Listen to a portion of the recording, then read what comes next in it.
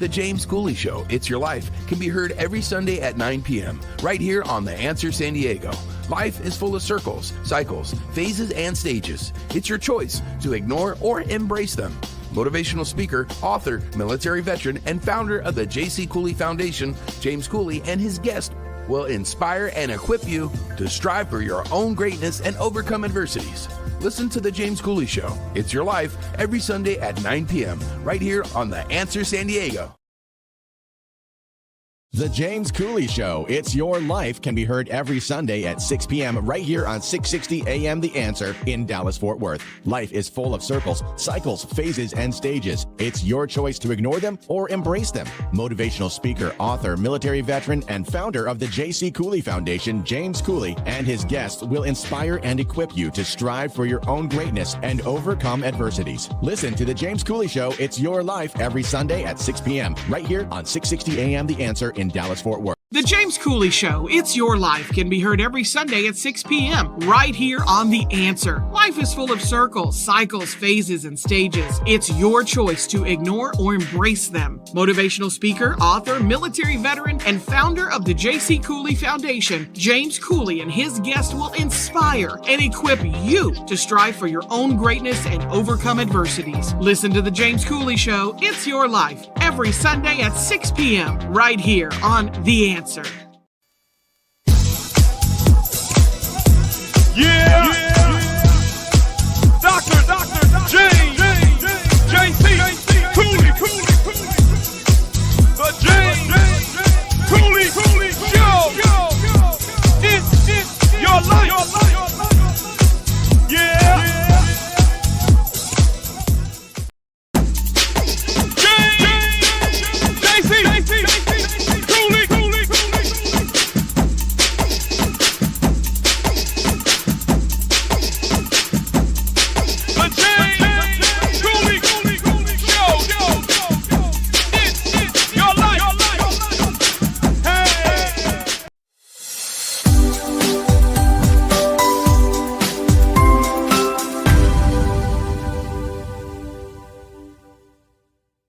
Hello, welcome to the James Cooley Show, It's Your Life. I'm your host, Dr. James J.C. Cooley.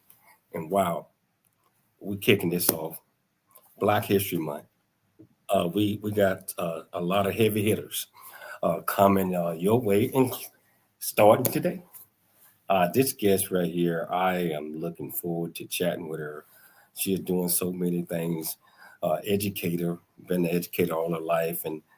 And, you know, I'm excited about this book that she just wrote. And I tell you, I'm not going to give it away because you all know how angry Dr. Michelle Cooley get if I try to steal her thunder. So I can't do that.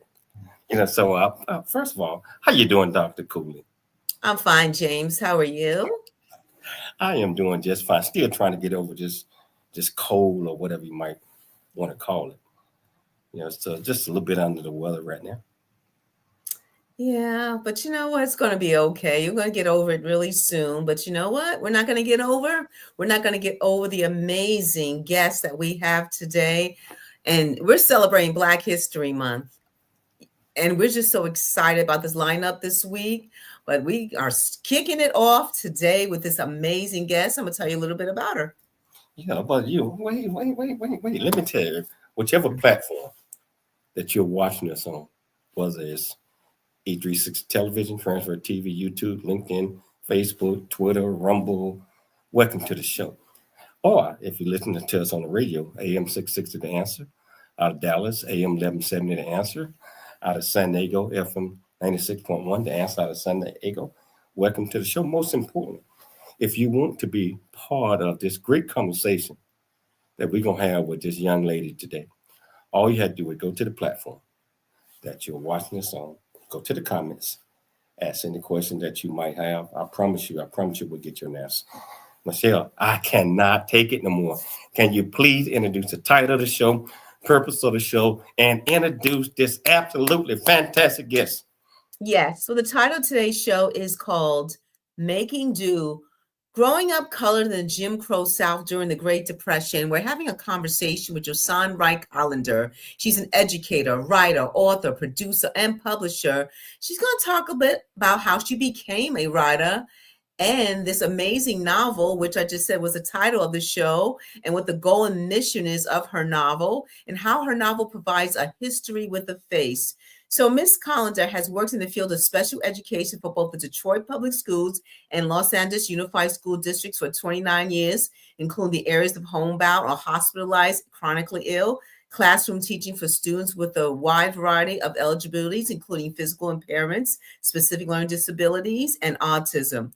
Her creative interest in developing visual education methods in her practice led to pursuing a career in film production.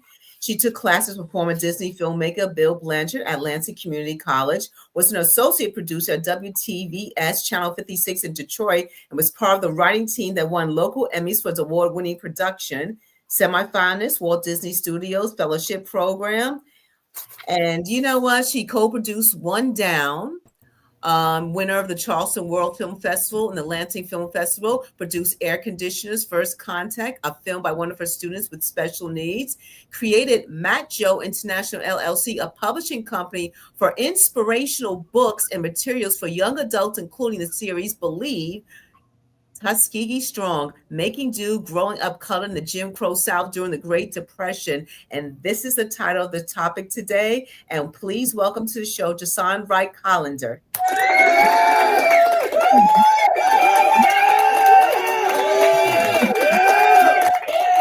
Thank you so much for having me on. Josan, I mean, I've been reading your book, and I tell you, I think it should be a novel. I think it should be a movie.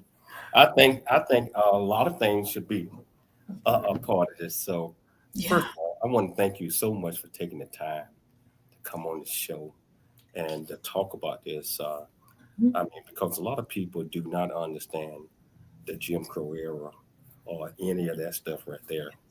Right. And a lot of folks that's non-Black think that this is something that's been made up, and no, it wasn't that bad. We gave them a little something, this, that, and all that. They should not be complaining. We're going to tell them the truth today. Yes. We're going to tell them the truth. So can you tell my viewers and listeners a little bit more about you, where you grew up, what made you click, why you're so passionate about the work, education, and writing books and movies and all those type of things. Well, thank you. First, from your mouth to God's ears about that becoming a movie, because my friends and my inspirational writing team have said this before, as well as a close friend of mine, Phyllis Kelly, who's the narrator of the audiobook that's out. So thank you. But where I grew up, well, I could honestly say that I did not grow up in the Jim Crow South. My parents did. I grew up in Detroit, Michigan, 60s, mainly 50s, 60s. So I've been around a bit. And my parents were the type of people that lived through the Jim Crow South in the 40s. My dad served in World War II, and then moved up to Detroit to work in the auto industry, like so many people did after the war. And their purpose was to always tell us their story. So it's like that narrative, just like the griots of Africa. They were always telling us their oral tradition of sharing their history with us. And I learned a lot because for instance, my mother told me some stories that were fairy tales. And I went to the library, the bookmobile, to get the book because I was so excited about it. And the librarian said, we don't have a book by that title or anything like that. And I went home and I said, Mom, where did you get that story from? She said, I made that up. And so that was how I was introduced to a narrative, making up narratives. My mother was a great storyteller. Her mother and her grandfather also were storytellers. So I grew up in Detroit listening to their stories, my mother and father's stories. And they were so interesting that I just said, wow, I could, almost feel being back there trying to catch that chicken and, the eggs in the coop, it was just like, okay. And then my dad with his mule, I can't remember the name of that mule, but he said the mule was so ornery that he had to, really work hard to keep it on track. But, so they told me their stories. My dad grew up in the country, Billingsley, Alabama. My mother grew up in the city in Alabama, Bessemer. So they both had different narratives, but it was still pretty agricultural in both locations. So me growing up as a city girl, these are really interesting stories. And so that's basically my background. And they fueled my interest in becoming a teacher because I love school. And so they always said, get your education. So that was the foundation of everything that happened after that. So Josan, what you just did, you brought back memories because I know you done read my book, and I actually, the chickens going out and getting the chicken, Jen like, hey, we're gonna have chicken. You guys go out there and catch one of them chickens. all that stuff. Yeah. It's real, and we tell people about this, and they're like, no, you could not. You was not. It's 1965, 1966. Mm-hmm. This happened. So I was reading in your book, and you just mentioned this, that your mom used to come in and read to you all and at night and tell you these stories. You just brought this up. And you mentioned that you went to the library looking for this. Your mom had to be a great, great storyteller. Can you talk about that a little bit more? Oh my goodness, she was so good. And it was just like, like breathing the air. She would come and tell stories just at the drop of the hat. And we would, she says, if you don't get in bed, I'm not going to tell you a story. So we'd hop in the bed and like, okay, what's going to be tonight? And then I found out that she was the storyteller, or her sisters, because she was like the third oldest, became the third oldest of the family. But then she had like about 5 other siblings that grew up listening to her tell stories. And so I said, oh, she's had a lot of experience. And so, the stories are so good that I said, Mom, why didn't you write any of these down? And she said, oh, I'm not a writer. I'm more like a storyteller. So it was encouragement. She started writing them down a bit more. And The Happy Little Garbage Truck was one that I co-wrote with her. And I said, Mom, there's not any stories about garbage trucks. She said, no, make one up. So that's who she was. Wow, I'll tell you what, we're going to take a station break, but I cannot wait to get back because I want to hear a lot more of these stories. I want to talk about her book. I want to talk about Jim Crow. I want our viewers and listeners to understand what that is. And so if you want to be part of this conversation, just go to the platform that you're watching us on, the comments area. Ask any question that you might have. I promise you we'll get you an answer. It's your life, and we'll see you shortly after the break. The James Cooley Show. It's your life. That's right. A Black Man's Point of View is the newest Amazon.com #1 release and bestseller book from author Dr. James J.C. Cooley, featuring the perspective from 11 other contributing authors. In A Black Man's Point of View, Dr. James Cooley unpacks his thoughts and personal experiences about the challenges, stereotypes, and feelings of self-worth that many black men face today due to a 400-year ancestry rooted in slavery and colonization. Yet, how so many black men move forward despite this history. Most importantly, A Black Man's Point of View conveys that all men, regardless of race, creed, or color, are capable of love, respect, and dignity. Described as a map to a greater life from the heart of a man who's experienced life's misfortune and harsh conditions, James shows us how beliefs, convictions, and a healthy mentality can help propel a life worth living. A must-read for all. Order your copy of A Black Man's Point of View by author Dr. James J.C. Cooley today from Amazon.com or wherever books are sold. Noah Dingley here, producer of The James Cooley Show, It's Your Life. And the new audio version of James' book, Country Boy, City Boy, A Journey That Ain't Over Yet, is a must-have. James shares his true life story of struggle and success in America. It's both a cautionary tale and a roadmap to achieving the American dream. Get the new audio version of Country Boy, City Boy, A Journey That Ain't Over Yet by James Cooley on Amazon.com or wherever audiobooks are sold. It's the James Cooley Show.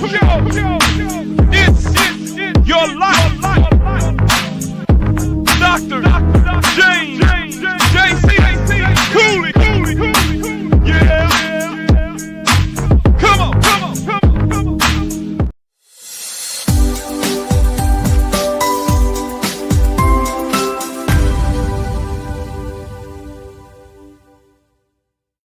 Hello, welcome back to the James Cooley Show. It's your life, and I tell you, this absolutely fantastic guest, got me thinking. Because I was reading her book, and it's actually fantastic, and a lot of things that she write in the book, telling the story. I think her mother. I remember doing a lot of those things in the South, and our name of the book is Making Do. The title of the show is Growing Up Colored in the Jim Crow South During the Great Depression.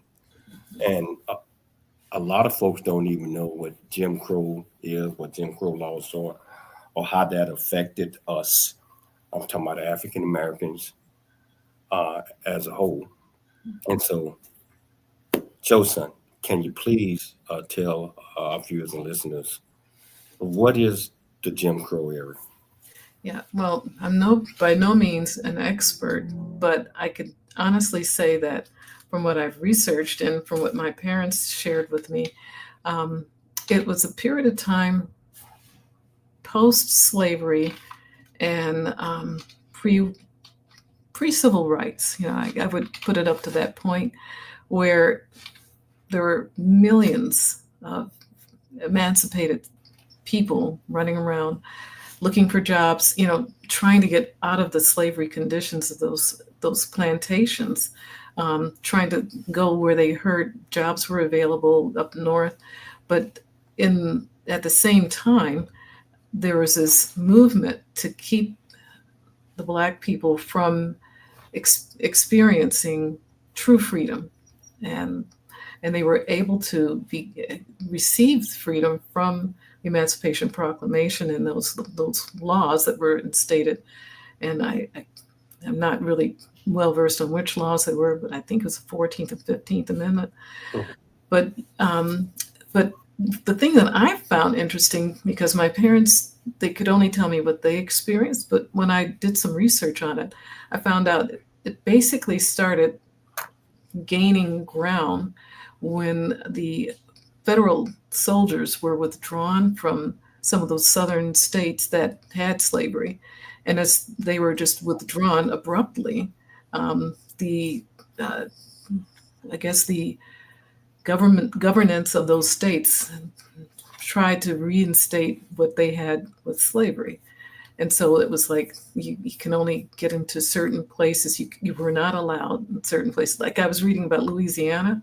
They had legislatures that were Black, but pretty soon they were phased out and they replaced them with white legislatures. So that the actual laws were set up to benefit people who didn't really want Black people to get ahead. And there was one incident, I cannot remember exactly which book I was reading, but a legislature was being outed because he had, in Louisiana, because he had Black blood. And someone who was trying to get the law passed, we're going to tell, who your grandparents were. So, it's sort of like causing friction because no one wanted to be associated with that part of the Americans. It's our history. But those who, and those, I can't remember what someone had made a comment about our history is everyone's history because families are so intermarried and we came from both white, Black, slave, because women were taken and they were forced to have children in the plantation days. And so we have like this mixed race. And my uncle said it best, he's a man of God. And he said, there's no race. There's only the human race. And I said, he was a biologist too. And I said, okay, I can take that and run with it. But the whole thing about Jim Crow is not accepting that part of our humanity, but trying to put people down based on the color of their skin, which is why, I love Dr. Martin Luther King Jr. saying, based on your character, not the color of your skin, that, we want to be accepted based on the character of the person. The character. Mm-hmm. Yeah, our character, and not the color. Yes. One of the things I want to do. One of the things that I want to do is I probably should have done this earlier because I want to dive deep off into this. I'm talking about your introduction that you had sent. Here we go. Good morning. I'm Josan Wright Callender, the author of Making Do, Growing Up Colored in the Jim Crow South During the Great Depression. And the series is Believe, Tuskegee Strong. And that title that banner has a lot to do with the interview that's coming up on Monday, this Monday coming, 2 p.m. Pacific Standard Time. I'm going to be on It's Your Life, which is emceed by Dr. J.C. Cooley, who has had an incredible life, growing up in the South and the city. He said his book is Country Boy, City Boy, The Journey Ain't Over Yet. And I'm listening to the audiobook. It is pretty incredible. So I recommend that book, audiobook or hardcover. It's pretty amazing. And so he is interviewing me about Believe, Tuskegee Strong.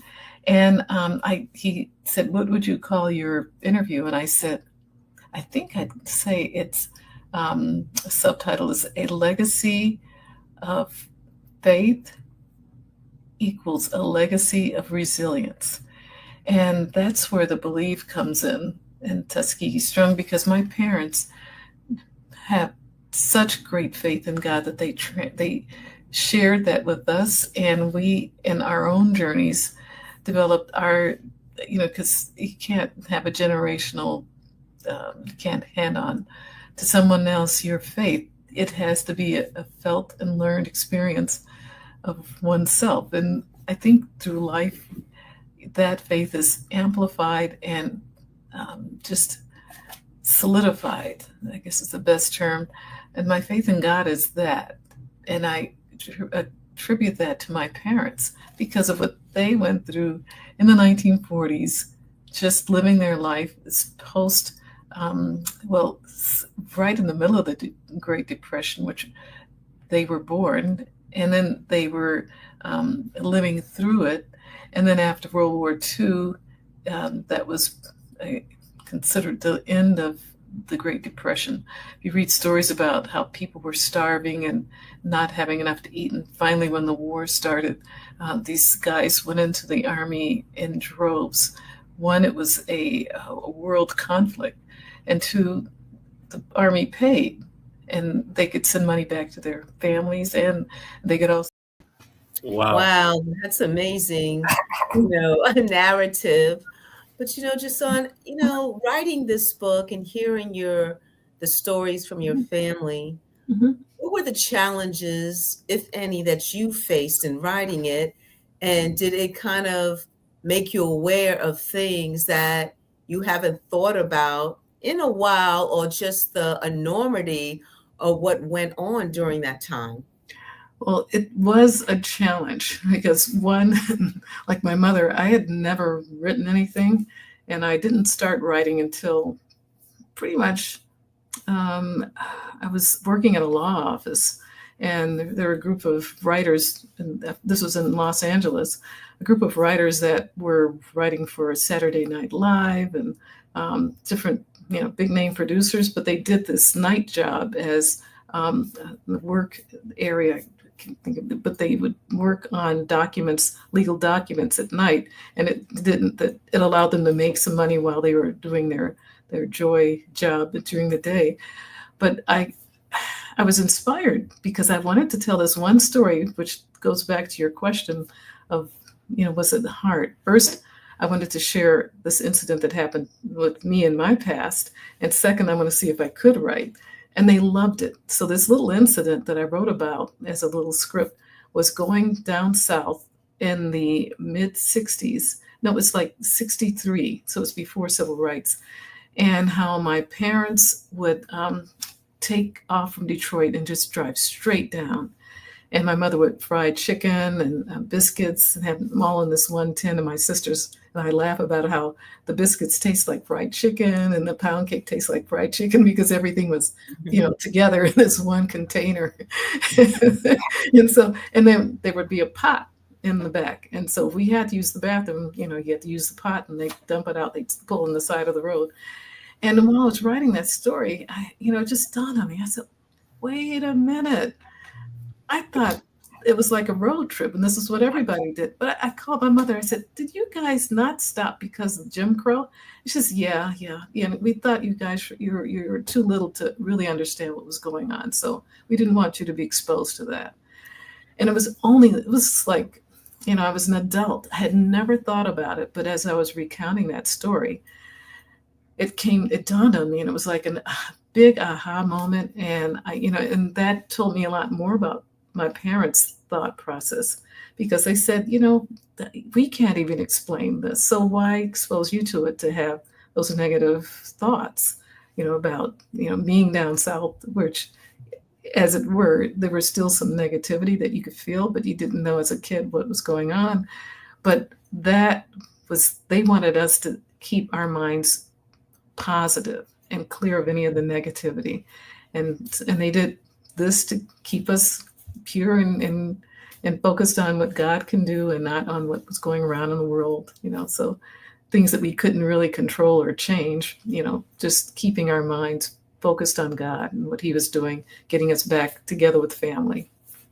Wow. What has been the reaction from your family and close friends regarding the book? Oh, many have really, really loved it. Some said, well, this is not really what happened to, mom and dad. I said, yeah, I know, I changed it because as I started writing it, this was another thing that made it really difficult. My mom had come to live with me, and we were kind of going through different scenes that could happen in the story. And then I got to a certain section. I said, well, what happened then? She said, I honestly can't remember.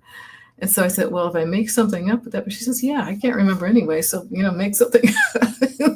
So I started, kind of ad-libbing on certain sections.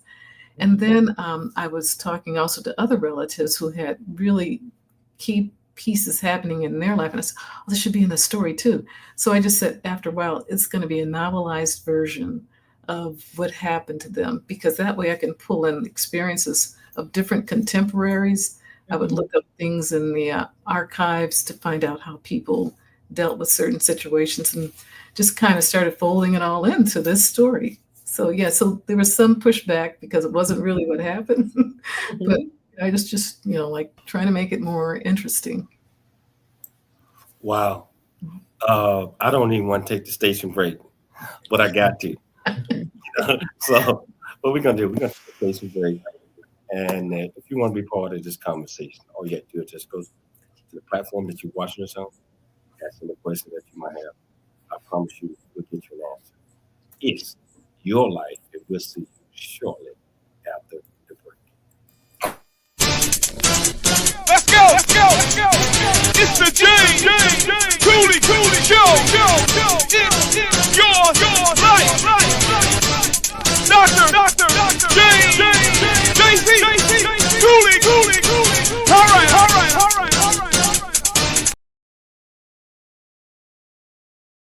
Really get a chance to know who you are. And once you know who you are, you truly know who you are, love who you are. Love who you are. You're a masterpiece. Love who you are. Love who you were born to be. Love me some me. That's what I'm talking about. When you leave high school, you gotta know today or tomorrow, or hopefully today, what your plans are. Hopefully, there is no bad decision unless there is no plan. Create, collaborate, commit with confidence. Commit with what? Commit with what? And everything that you do.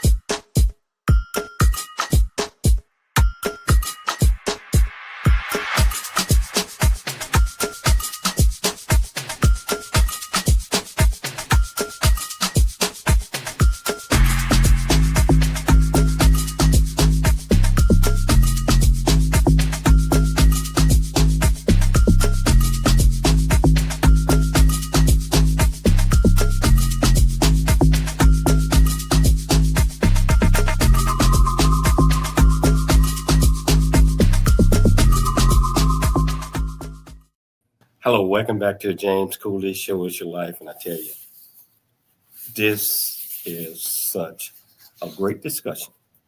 I didn't say interview. A great discussion because we all are learning, and I can see it in Michelle's eyes. She's learning too, so much. I know I am, and I lived through a lot of things that we're talking about before it's growing up.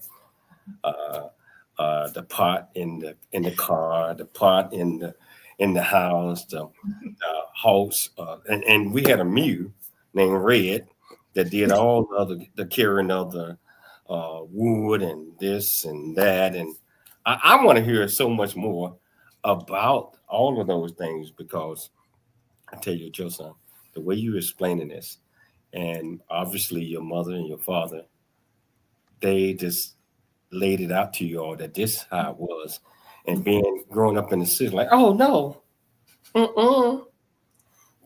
everybody had a bathroom in their house. Yeah, everybody they could just go out and just buy food, but it wasn't like that. I want to pick this conversation back up. What we're talking about, in case you're just tuning in, we're talking about her new book, which I love, and you all need to go out and get this one. I mean, immediately. Making Do, Growing Up Colored in the Jim Crow South during the Great Depression. And what she's talking about is her parents, the stories that her parents shared with her about growing up like in that era, and also how that affected her in growing up, and her brothers and her sisters. And the story have to be told. This is a novel right here. This is a masterpiece. And I'm telling you, I highly encourage everyone to go out and get this. And when you make the movie, I want to be a character in the movie.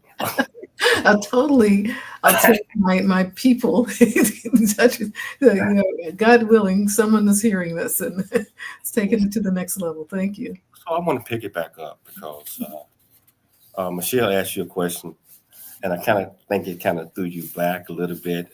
Michelle, are you still there? Yes, I am.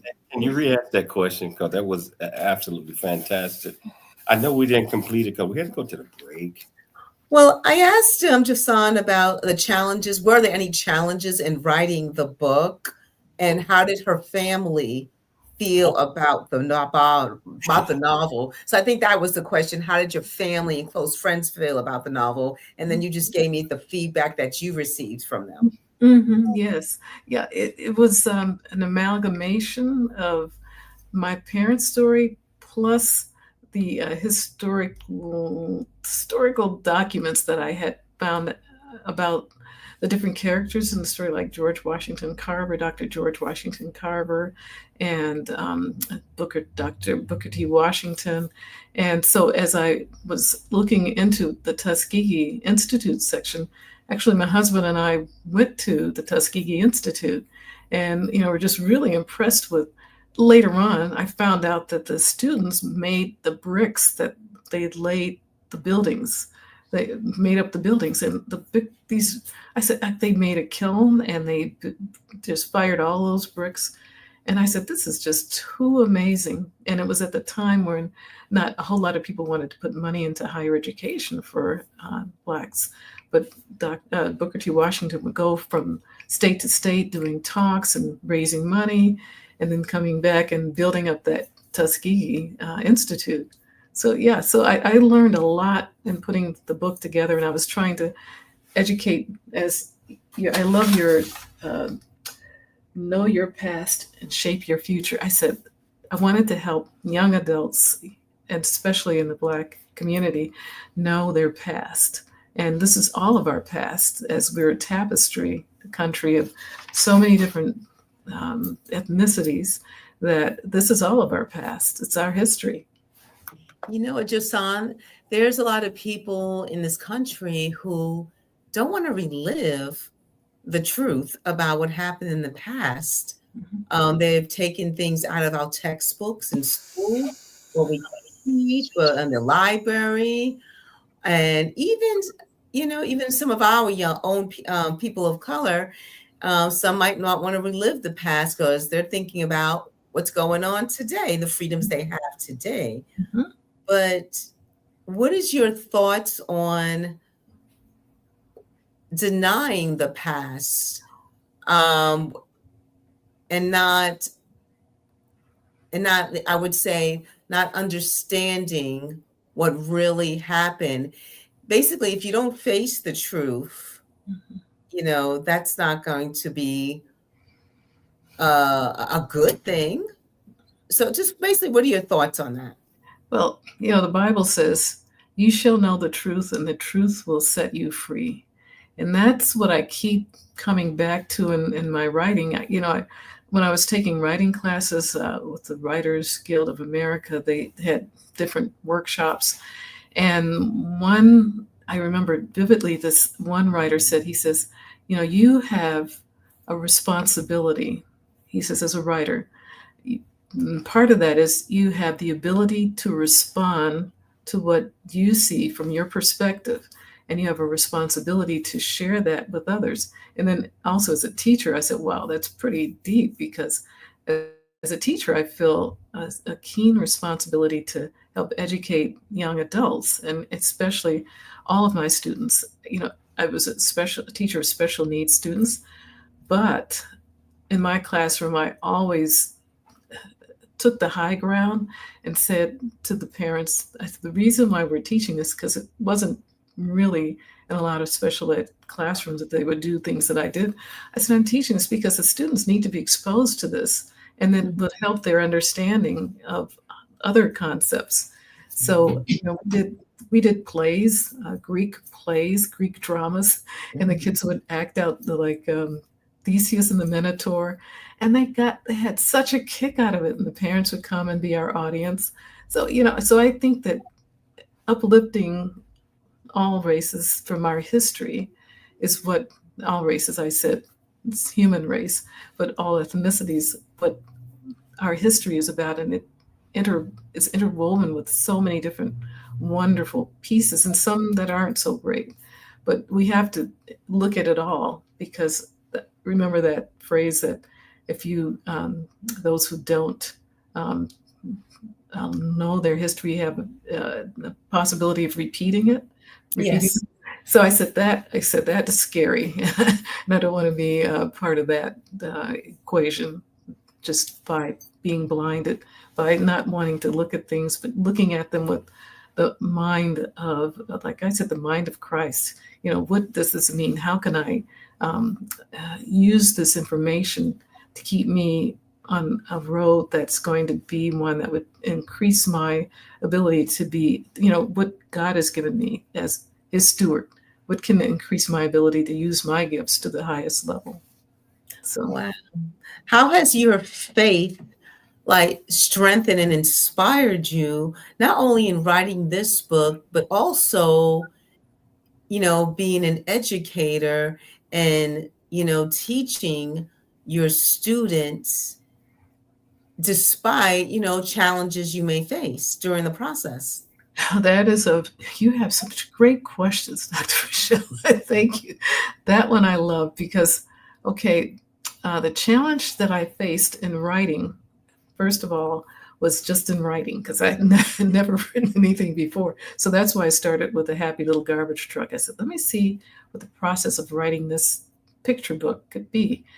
And that was giving me more and more courage to tackle this story about my parents, because I had wanted to write this story since the mid 80s, but I didn't feel confident in, being able to tell the story. And it was such a, they were my heroes, and I did not want to tell a story in a way that put them in a light that, or not tell it in a way that it's not clear as to what I was trying to say either. So I studied the process of writing, and then finally, when I felt confident enough, like I said, this one incident with the writers, the word processors that were writers, that my writing was getting some interest in this group of writers that I shared it with. That's when I started writing Making Do, growing up colored in the Jim Crow South during the Great Depression. But I actually started it as my mother being a 6-year-old. And so that was the first hurdle, because when I was talking with some of the writers, representatives, they said, who's this for?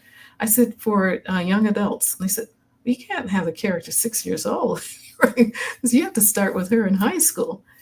So that's what brought me to writing it as my mom's senior year. And that was what she said, well, I can't remember everything that happened. She said, go ahead, make some things up. As long as so, I was true to her thought process, but, I did create other incidents that may or may not have happened. Wow. So one of the things as a writer myself, right? Mm-hmm. Some of the things I have to do before I write a book, I had to get in the right headspace for myself.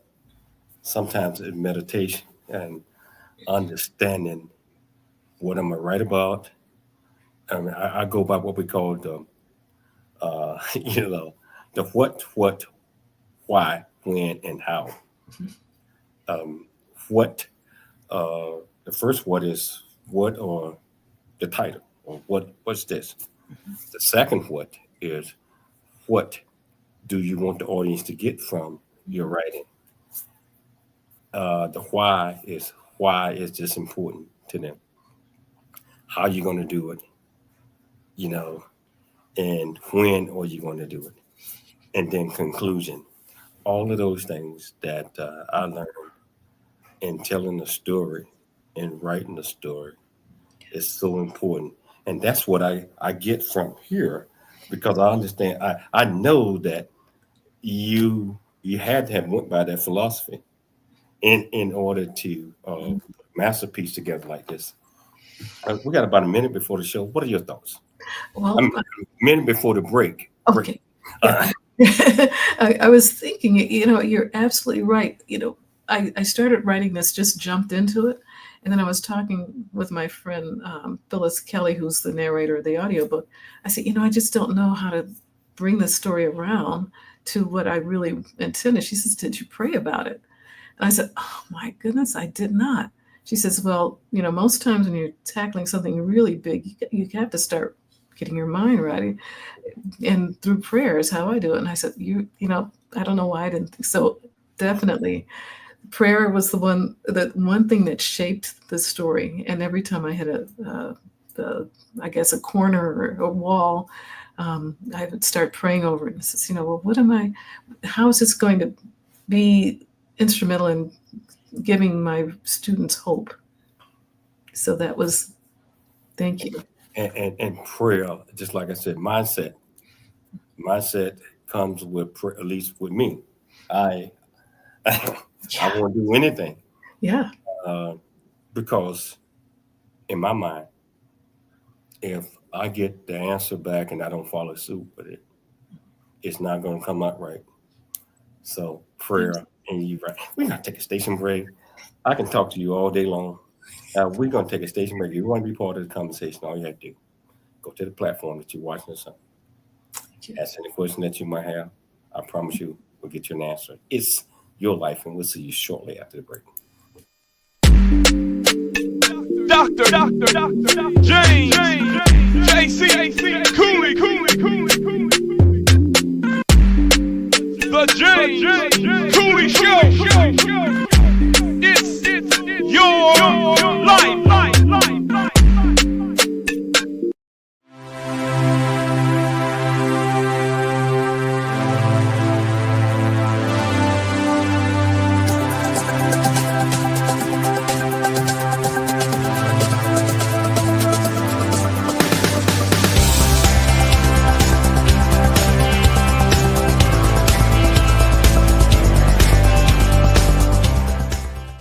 Dr. James J.C. Cooley from the United States of America, and I am here to just say, first of all, I'm so happy and honored to be honored to be in the Coffee Book 2023, Unified Brain Z and the other organizations. Thank you so much for giving me an opportunity to be a part of this collection.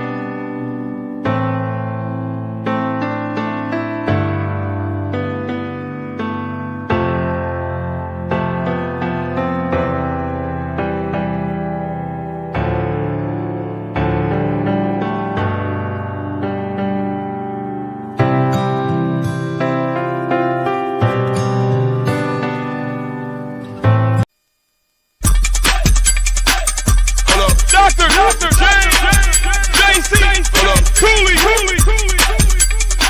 The James Cooley Hold up. It's your life. Hold up. Hello, welcome back to the James Cooley Show. It's your life, and I am thoroughly, I'm talking about 1,000,000% enjoying this discussion. Same here. That I'm having with this great educator, this great writer, this great producer, this great person. Thank you. This great person. Thank you. I just want to say again, I really appreciate you taking the time to come on the show and accepting. Dr. JJ, she hit a home run. Right. And I hope she's watching the show. I hope so too. Yeah. She's amazing. You're so right. Oh yeah. And I'm sure she's watching the show. And she is going to be on again real soon. We got a brother coming on. Yes. In a couple of days, and we talked to him today. I am interested in his conversation, but I want to get back to you. This great book. When did you know that you hit a home run? Thank you. Well, I can't honestly say that I knew personally, but when I had a sense about it was 2 different times. First, my mother had gone with me to these biography writing classes when she lived with me. And she wasn't feeling well then, but she still, went to the classes. And towards the end of the major class that we were in, she said, this is going to be a bestseller. I said, what? She says, oh yeah, I really believe. So my mother has since passed, but not long after that class. And, like I said, she and my dad were my heroes. But then Phyllis Kelly, who's the narrator of the audiobook, said, this is going to be a bestseller, Josan. I said, that's what Mom told me. And she says, well, yeah. So, that's what we're aspiring to. Like Dr. JJ, she's already had her bestseller. I said, Dr. JJ, I want my bestseller book as well. And so I said, and then when she told me about your program, I said, oh, I'd love to be on that program. So it's like, it's out there. Well, what she told me, she said, JC, this author, a good friend of mine, all that, and you want to get her on the show. And, of course, I'm kind of curious pretty much with everything, but when just chatting with her and just getting an understanding of her, it's like, wow, this woman is so positive. I mean, she's so straightforward. Absolutely. We would do it no cost. Yeah, she is that. Definitely. She's, what a talented family. My goodness. So, yeah, you're very blessed to have met her and to have her brother on as well this week. Wow. Excellent. And just with you meeting her, she referring you, Michelle and I'm gonna be real with you. We're ecstatic. Personality, your work, whatever we can do to promote that, we will do that. Thank you. Thank you very much. So we got a lot of guests coming on this week. Might be able to help push this out because I don't want this to end on this show. I want to continue to push it out. So. Thank you so much. But I have to ask you this question, which normally I ask in the beginning. After getting an opportunity for the last 54 minutes to know you, what adjective? I'm telling you.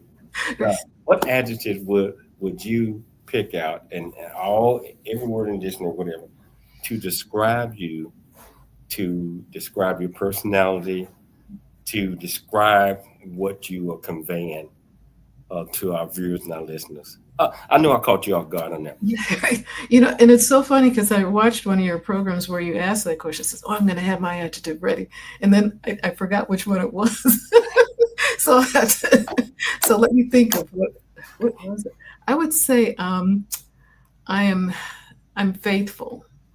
I want to be known as a faithful person to what God is doing, because I wouldn't be here without His help and His power within me. So I want to be faithful to God. That's how I want to be. It's maybe not the best adjective. It is not an adjective. No. That is probably one of the best adjectives. And I tell you, and I'll be real with you, after what I went through, and you read my book, listened to a lot of faithful, honesty, integrity, and ethics is what I came up with. So I came up with all three of those. And that's how me and Michelle live our life with that right there. And because we done been through a lot. God done pulled us through it. Our whole world is about making sure that we are honest and we have integrity and we have ethics in everything that we do. Otherwise, we won't do it. Thank you. Absolutely. I totally agree with you on that. It's a huge part. So we got about 2.5 minutes in the show. First of all, I want to say that I got to have you back on the show. I had to have you back on our cost. What are 3 takeaways that you want our viewers and our listeners to get from this interview, and also about how can they get this great book? You got to tell them. You got to tell them. Well, of course, it's on Amazon, and but I would love for people to order it from my own store, mattjointl.com, and it's international, abbreviated Matt Joe. And Matt Joe were the first couple of letters in my mother Maddie's name and my father Joseph. So the company had to have both of their names in it. And then they order it from the company, then I can autograph the book because it'll be from my own stock. But it's available Malik Bookstore in LA, Barnes and Nobles,